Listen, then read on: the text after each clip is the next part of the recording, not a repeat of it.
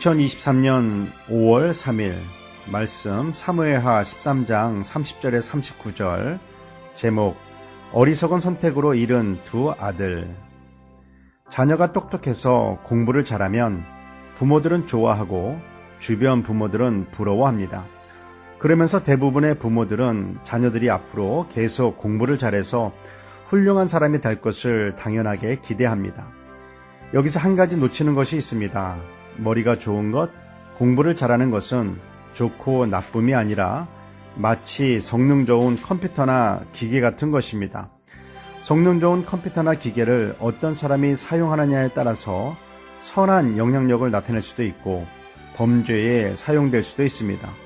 머리가 좋고 공부 잘하는 그 머리의 주인의 마음이 선한가 선하지 못하는가에 따라서 훌륭한 사람이 될 수도 있고 오히려 더 나쁜 죄를 지을 수 있게도 됩니다.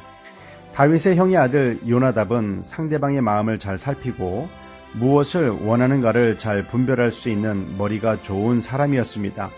그런데 그 좋은 머리를 사용하는 요나답의 마음의 문제입니다. 그는 하나님의 말씀이 기준이 아니라 순간순간 좋든 나쁘든 기준 없이 사용합니다. 암논이 그의 이복누이 다말과 동침하고 싶어하는 마음을 알고 어떻게 해서 다말과 동침할 수 있는지 그 방법을 알려줍니다.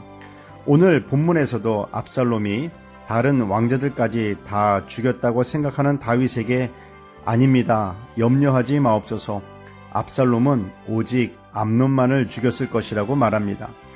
요나답의 말대로 다른 왕자들이 돌아오자 그는 다윗 왕에게 보소서 당신의 종이 말한 대로 되었나이다 라고 말합니다. 요나답은 지혜로운 사람이 아니라 머리가 좋은 간교한 사람입니다.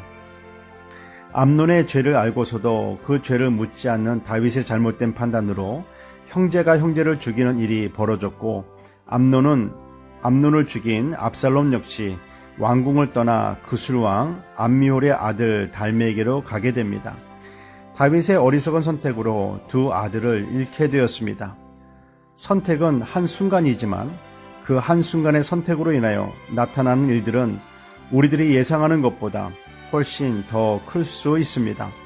그러므로 선택을 하기에 앞서 항상 조심해야 합니다. 말을 할 때에도 마찬가지입니다. 말을 한다는 것은 물을 바닥에 쏟은 것과 같아서 다시 담을 수가 없습니다. 내가 한 말에 대해 책임을 질 줄 아는 사람이 되어야 합니다. 말의 무게가 그 사람의 삶의 무게가 되기 때문입니다. 암논이 죽은 지 3년이 지나자 다윗은 죽은 아들 암논보다는 집을 떠나 있는 압살롬을 향한 마음이 더 커졌습니다. 왜냐하면 암논은 이미 죽었고 압살롬은 아직 살아있기 때문입니다. 이것이 다윗의 큰 장점입니다. 밧세바와의 첫 아들을 하나님께서 죽이신다 했을 때는 금식하면서 간절하게 기도하다가 아들의 생명을 하나님께서 거두신 후에는 머리를 단정히 하고 정상적인 삶으로 돌아갑니다. 지나간 것에 대해 집착해서는 안 됩니다. 삶 가운데 일어나는 일들, 나를 힘들게 하고 화나게 한 일들을 계속해서 생각하면 생각할수록 더 피폐해지는 것은 자기 자신입니다. 잘못한 죄에 대해서도 진심으로 회개하고 그 죄에서 돌아섰다면 앞으로 전진하는 믿음의 삶을 살아야 합니다.